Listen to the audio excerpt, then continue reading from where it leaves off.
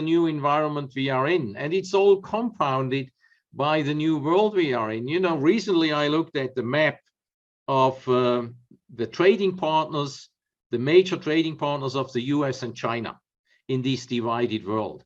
And in the year 2000, all the trading partners that traded more with the US were in blue color.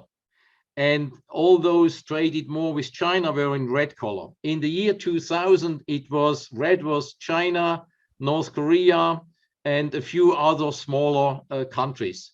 And the rest of the world was blue. When you look at today's map, you know, there is North America, NAFTA, Middle America, blue, the very western part of Europe, blue, and virtually the whole rest of the world is red. And we in the West have not understood yet that we live in a very different world. We think we are still as powerful and as influential as we were, and we try to dictate policies that the rest of the world thinks these are fools. We do not do that. That's not to our liking. And it backfires. And you see that particularly well in the case of Europe. The sanctions and boycotts against Russia is backfiring against Europe. And I feel that Europe, unfortunately, will step down to a lower league because of that. So it's a completely different world, and it's a world that is creating an economy that is like a war economy with scarcities. I recently had to buy a new washing machine in our place in the US, and the dealer told us it's 12 months waiting time for international brands, and it's 6 months waiting time for domestic brands.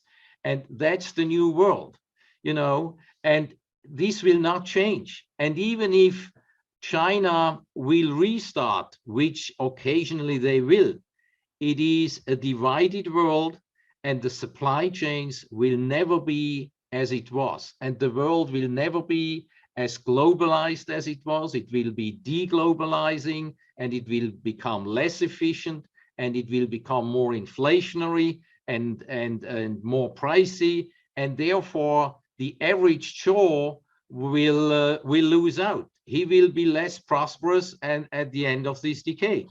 And therefore, it's important to make the best out of your money in this roller coaster decade.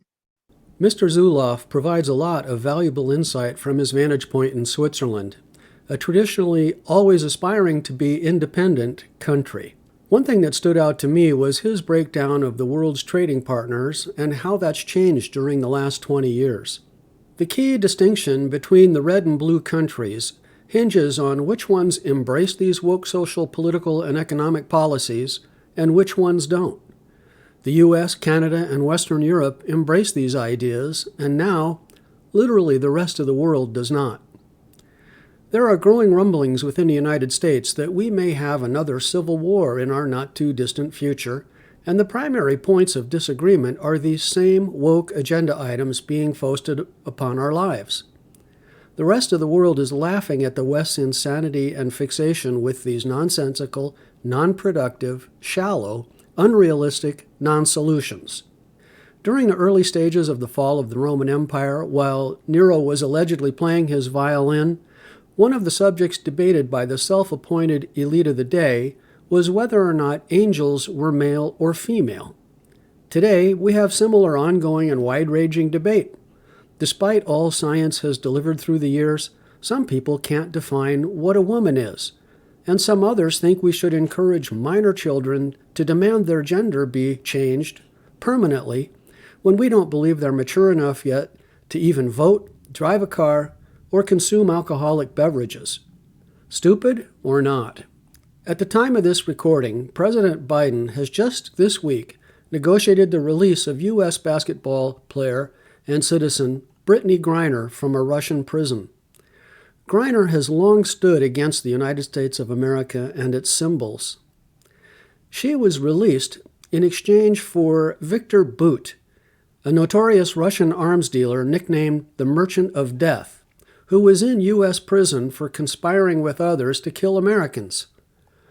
The Russians wanted Boots so that they could deploy his prodigious skills in their war against Ukraine. Do you think Biden understood he was releasing the Merchant of Death so he could resume his vendetta against the U.S. via Ukraine? Biden couldn't care less about that.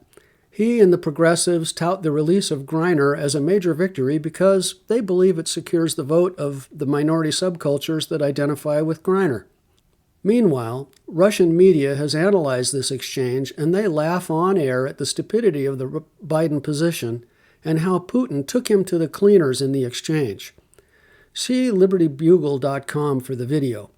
I, for one, don't really want to move to those red countries that Mr. Zulauf described as rejecting the idiotic woke agenda of the West, and I don't look forward to a civil war on our own turf, although we're essentially de facto already in one.